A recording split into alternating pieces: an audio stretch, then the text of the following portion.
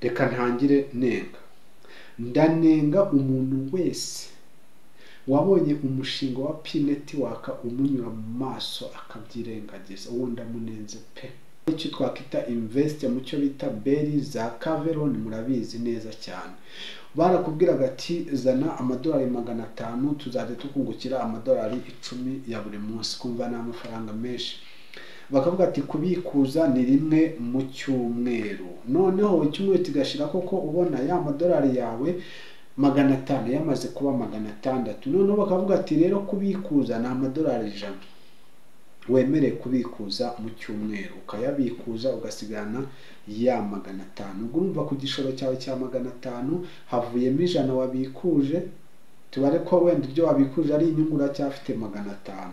Bagahita bagukubita agatego kavuga ngo noneho umuntu ari 1000 we turajya tumwungukira amadolari 30 ku munsi, ukumva ni amafaranga menshi. Ugahita usimbuka ukareba utwugurisha ukazanamo ukongeramo tayari ya madolari 500 wari ufite, ukongeraho 1000. Rwabikuje rimwe kongeraho yandi 500 akaba 1000 tayari, ugasanga umushinga bawukurozinze bawufunze. Icyo ni twe twita scam. Muhaye ikaze wowe udukurikira kuri Pi Rwanda Official, wowe udukurikira uri hanze, wowe udukurikira uri mu Rwanda, by'umwihariko kuri wowe ukoze subscribe, uri umuntu w'agaciro kabisa, isari mba nayiteye.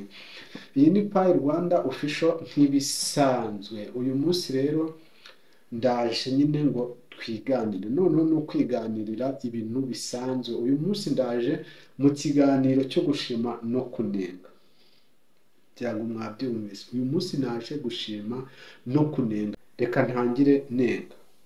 Ndanenga umuntu wese wabonye umushinga wa P-Network umunyura mu maso akabyirengagiza, uwo ndamunenze pe. Murabizi yuko abantu benshi uyu mushinga ntago bawizereyemo. Nyine hari umuntu ubwira ukabona wapi ntago abishaka, ibintu urimo urambwira ni scam, ariko ugatekereza ubundi mbere yuko ikintu kiba scam nuko kiba cyagusikaminze, hari ibintu byawe cyagutwaye. Ngira ngo twihuse, abantu begeza gukora icyo twakwita invest mu cyo bita beri za Caveron murabizi neza cyane. Barakubwiraga ati zana amadolari 500 tuzajya tukungukira amadolari 10 ya buri munsi, kumva ni amafaranga menshi. Bakavuga ati kubikuza ni rimwe mu cyumweru, noneho icyumweru kigashira koko ubona ya madolari yawe 500 yamaze kuba 600. Noneho bakavuga ati rero kubikuza ni amadolari 100 wemereye kubikuza mu cyumweru, ukayabikuza ugasigana ya 500. Urumva ku gishoro cyawe cya 500 havuyemo 100 wabikuje, tubare ko wenda ibyo wabikuje ari inyungu uracyafite 500.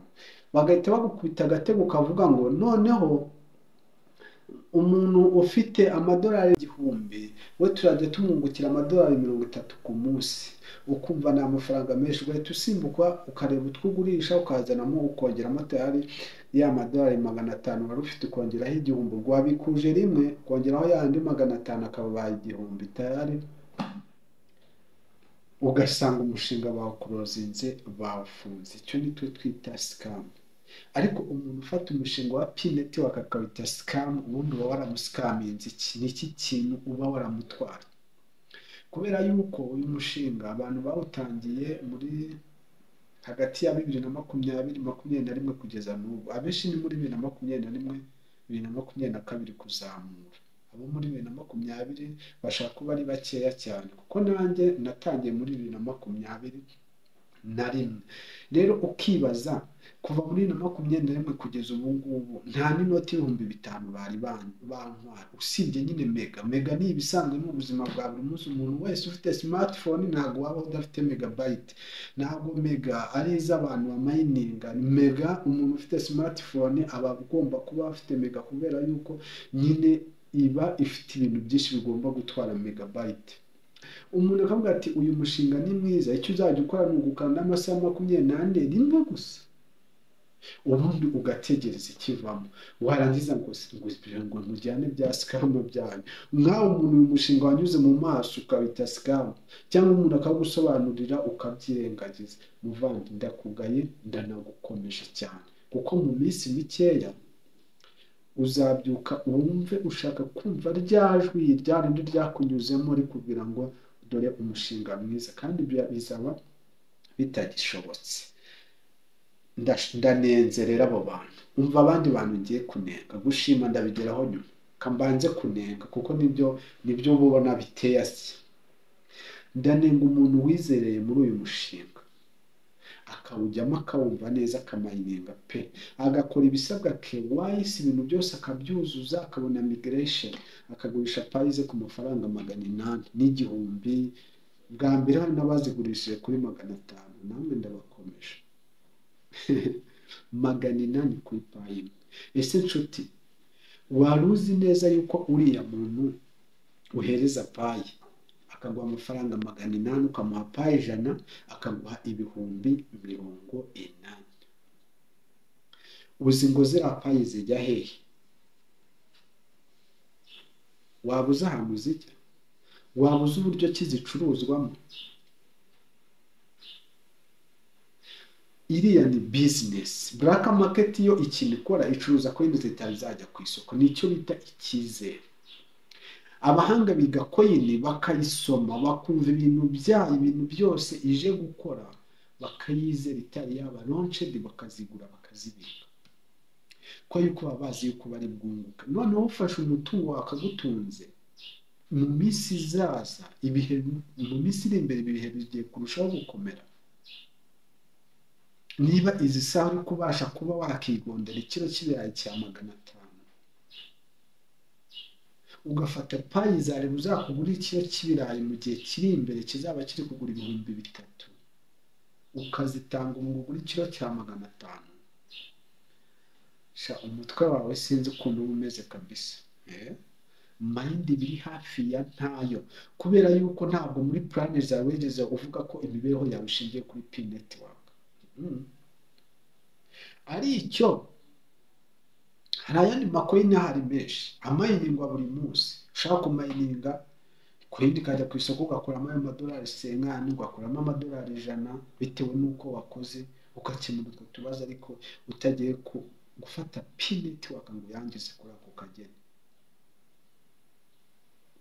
Abo bantu ndabanenze cyane cyane, kubera impamvu abantu benshi nyine baba bafata uyu mushinga nkaho nyine ari scam, nk'uko nagomeje mbivuga, ni ibintu bitari riyo.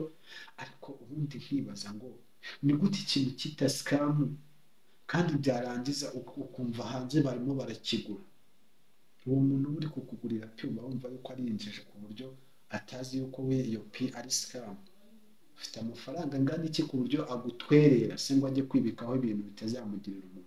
Mwagiye mureba kure mugaca ubwenge mugatekereza. Nta mpamvu kugira ngo kungana iyi mitwe yacu tujye tuyikoresha twagiye kwiyogoshesha gusa. Tugomba no kuyikoresha dutekereza mu buzima busanzwe. Eske uyu muntu ufashe P 1000 akaba 800 azazimaze iki? Ni Croix Rouge se barimo aragufasha?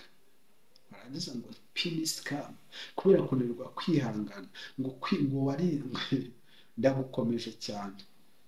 Uwo ni uwa kabiri nenza afashe pize akazigurisha. Ubundi nenga n'umuntu wanga kumayininga ngo ibintu ngo byaratinze ngo yararambiwe, nyamara ugasanga ku munsi agiye kureba abamwandikiye kuri WhatsApp inshuro zirenga 9 gufata amasegonda 3 ngo amayininge bikamunanira pe, ngo yararambiwe yaratinze. Se mubaze ubundi uravuga ngo ibintu ngo byaratinze, uyu mushinga washoyemo amafaranga angahe ku buryo uvuga ko watinze kumayininga gusa? Ese bibaye ngombwa yuko bavuga ati ubu noneho rero open mainnet uyu mwaka ntukibaye nk'uko twese twiteze yuko uyu mwaka open mainnet igomba kuba, bavuga ati open mainnet ni mu myaka 3, wahita ujugunya ngo ni scam, kandi iyo myaka itatu izagera ugihari. Jamuvandi twaki isi ko nzi ko yigisha, kubera iki tutiga koko?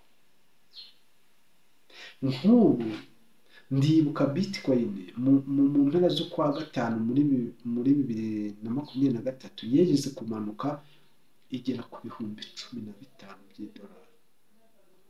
Abantu bayizereragamo urumva bafashe amafaranga barayigura. Ubu ngubu bitcoin iri heza. Ushaka kuvuga ngo yari menshi ngo ntabwo nari buyabashe. Niyo waguraga bitcoin z'amadolari 100 baraziguhaga, kandi umuntu waguze bitcoin z'amadolari 100 tuvugana ni mu madolari arenga 1000.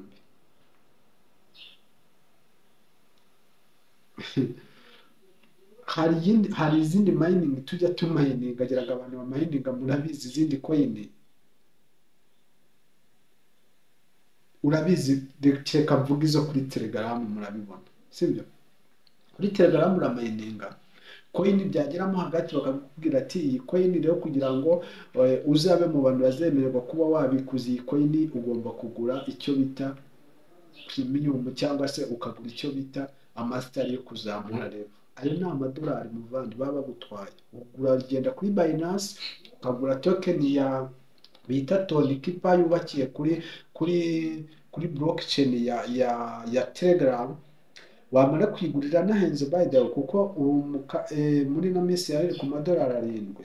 Wamara kuyigura ukayishyira muri wallet bita Tonikipa, warangiza ukagura icyo bita masters. Masters arahenda, stars 500 ni toni yose, hafi amadolari 7. Aho se si ubushoye?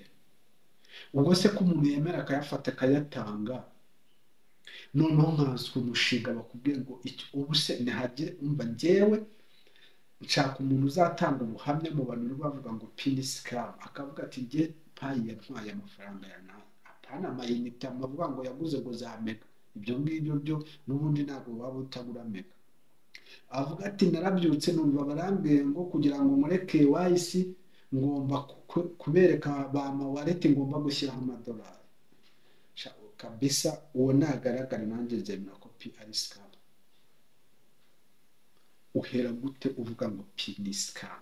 Muvandimwe, turimo turiganira uyu munsi, njye nashatse ngo twiganirire ibyo update ni turi benshi dukora inkuru zijyanye na pi network hano kuri YouTube channel, turi benshi, ndabizi ko amakuru muba mwayamenye, sina ngombwa buri munsi ngo update, ariko no kuganira mu buzima busanzwe no kungurana inama biba bikenewe. Njye rero n'ubwo buryo kinajemo ngo tuganire twungurane inama. Kandi nanone ntushishikaza gukora subscribe kugira ngo tuzamure YouTube channel, ibiganiro byacu bigere kure, kandi nanone nawe ujye uba mu ba mbere babasha kubona ibi biganiro, kuko nyine ni ugufashanya, kubaho ni ukufashanya. Rero nanengaga abantu bagurisha amapi yabo, abo rero nabo mbavuyeho. Ndenga abandi bantu banga kumayininga bitwaje ngo ibintu ngo byaratinze. Reka rero nigire mu gushima. Ndashima umuntu wese winjiye muri uyu mushinga akawizereramo, akavuga nzahatana mpaka kabisa. Icyo bizasaba cyose nta kuva ku izima kabisa. Isabe nawe ndayiteye kuko uri umuntu wo kubaho, kuko uyu mushinga mu minsi iri imbere umuntu utarabashije kuwumenya we ntabwo burya nyine wamurenganya. Baca umugani ngo udahari igiti ntabwo kimugwira, ndakeka ariko babivuga mu Kinyarwanda, niba mbivuze neza. Utarawumenye sawa, bizamera nk'uko natwe twakuze twumva ngo bitcoin ngo zabayeho, tukabyumva nyine mu mateka. Utarabimenye sawa, ariko umuntu wawumenye akawumva, cyangwa umuntu akawumusobanurira akabyegeza hirya. Nicolas yaravuze ngo igihe kizababwira, igihe kiraje rero kizababwira. Mumbaze ngo ni ryari?